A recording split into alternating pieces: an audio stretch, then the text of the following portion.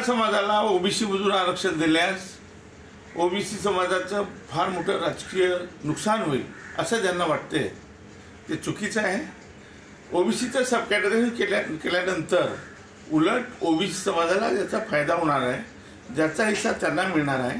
आणि याच्यामुळे अगदी मायनर छोट्या छोट्या जाती असतील, मग तो कुंभार असो, लोहार असो, सुतार असो, त्यांना सुद्धा सरपंच होता येईल, त्यांना सुद्धा पंचायत समिती मेंबर होता येईल, त्यांना सुद्धा जिल्हा परिषद मेंबर होता येईल। मी या ठिकाणी आपल्याला फॉर्म्युला देत आहे।